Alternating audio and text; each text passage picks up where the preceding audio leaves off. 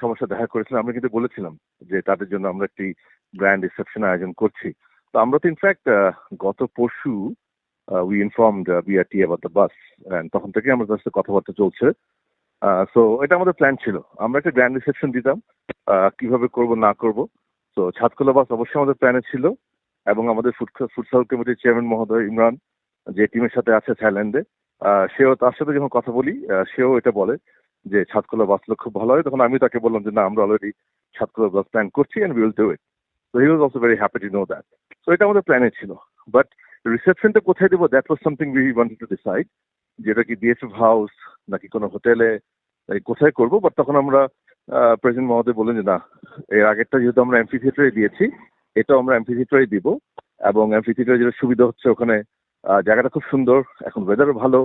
So he prefer that. এবং উনি এটাও বলেছেন যে মেয়েরা কি ডিনার করতে চায়, whatever they want to eat, সেটা আয়োজন যেন আমরা করি।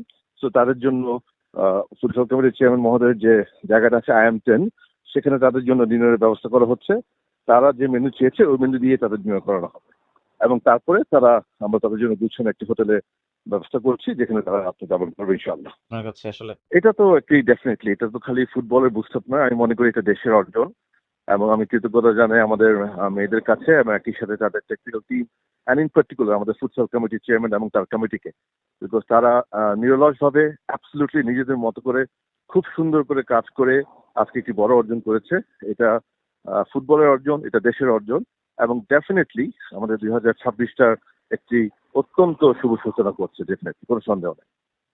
জি, অনেক ধন্যবাদ ভাই। জি, আসসালামু আলাইকুম। আল্লাহ হাফেজ। ওকে স্যার, আসসালামু আলাইকুম, থ্যাংক ইউ। জি, জি, ওয়ালাইকুম আসসালাম।